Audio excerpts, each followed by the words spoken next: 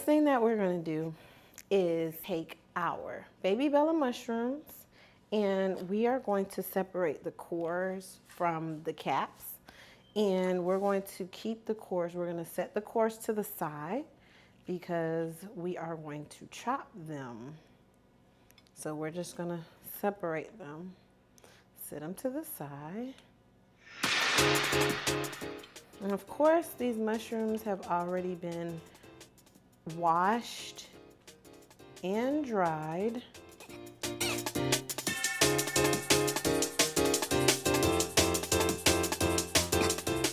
And be gentle when you're taking the cores out. That's why I use a spoon, because I don't want to disturb the cap.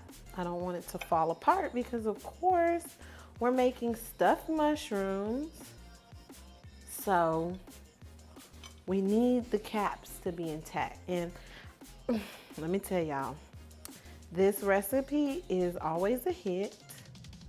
I hate mushrooms. So I haven't even tried it for myself. Of course, I've tried the stuffing because that's the good part, but the actual mushroom itself, no way. I do not like mushrooms. The only type of mushrooms I eat are shiitake mushrooms. Now, I love those. They don't even taste like regular mushrooms. But everybody else I know loves mushrooms, and I do not understand why.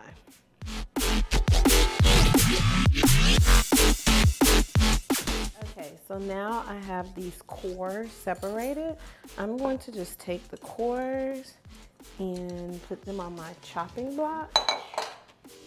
And I'm going to chop these up. Chop them into quarter size little chunks. Or just dice them, actually. Chop them, dice them, do whatever. This is going to go into your stuffing mixture. I am not a chef, so don't y'all chefs come on here and be like, oh, she's not cutting mushrooms right. You're supposed to dice it like this and that. Because guess what? I'm just a home cook and it gets the job done. So if you guys want to teach me some chopping techniques, by all means do so. But I will tell you one thing. I am yet to ever cut myself. Knock on wood. So now that I have my insides all, the stalks all cut up, what I'm going to do is take my cream cheese. This is about 8 ounces softened.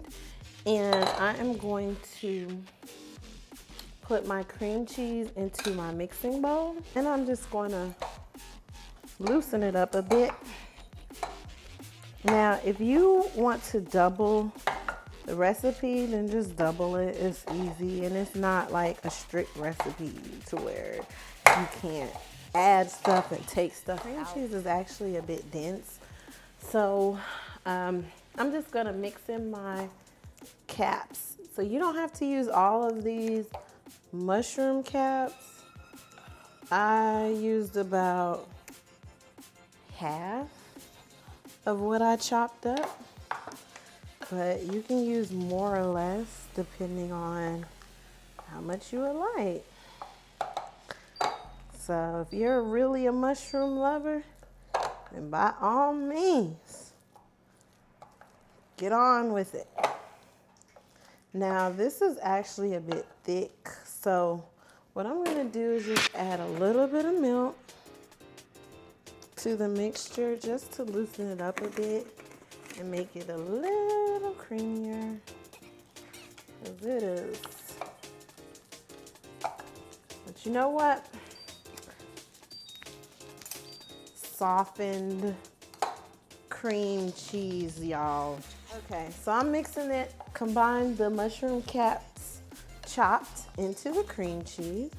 The next thing that I'm going to do is add some of the Parmesan. That's about 3 ounces of Parmesan. I'm just mixing that up. Mixing that in there. So every time you add something, just make sure it's well combined.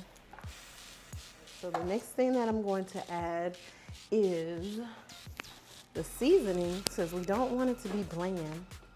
So I'm adding garlic powder, and you can add that to taste. I did about 1/2 teaspoon of garlic powder, but you can do more or less. Or if you really like garlic, you could add garlic cloves, chopped or minced garlic into this. But you have to really be a garlic lover for that. I'm gonna add a little seasoned salt. And again, this is to taste. But so use your own discretion there. Some people would rather use salt than seasoned salt. And then I'm gonna add some pepper.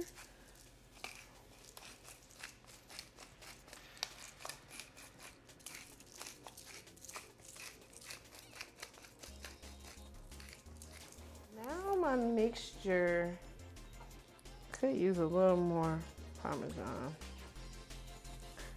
I like the cheese. And remember, you don't have to add that much salt because your Parmesan gives it that bite. Like, you know, Parmesan has a really flavorful taste. So you don't have to worry about over seasoning your mix. So now what we're going to do is take our stuffing mixture and stuff our mushrooms. And I just found a regular kitchen spoon.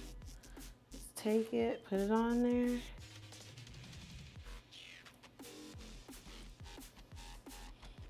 Put it on the top like that. After I stuff it, I'm going to put it on the baking dish. And we're gonna finish it off in the baking dish.